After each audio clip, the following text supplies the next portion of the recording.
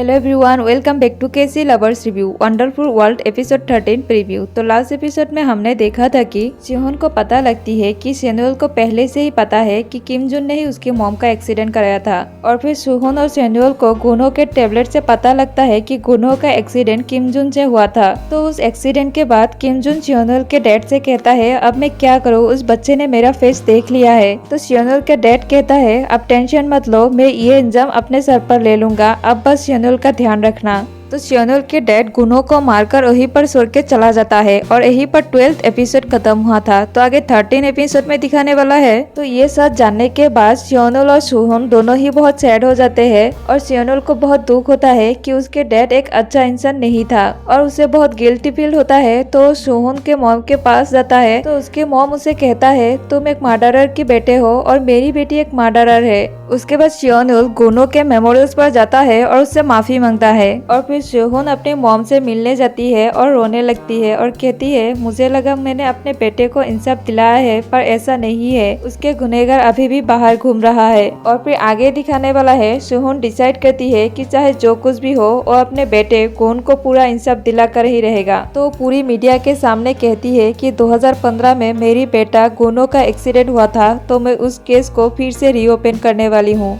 और कहती है इस केस का नया मुजरिम किम जुन है। तो किम जुन सुहो को वार्निंग देता है और कहता है तुम अपनी बीवी पर नजर रखा करो, उसे मेरे खिलाफ कोई भी प्रूफ मिलना नहीं चाहिए। तो सुहो घर आके सर्च करता है और उसे गुनो का टेबलेट मिल जाता है जिसे देखकर वो शॉक्ड हो जाता है कि कितनी बेरहमी से उन लोगों ने गुनो को मारा था। तो गुनो के मेमोरियल्स पर जाता है और उसे कहता है मैं तुम्हें प्रॉमिस करता हूँ कि मैं तुम्हारे मर्डरर को पनिश करूंगा। और यही सब 13 एपिसोड में दिखाने वाला है। आई होप आपको ये ड्रामा और मेरी एक्सप्लेनेशन पसंद आई हो। Please subscribe my channel and like this video.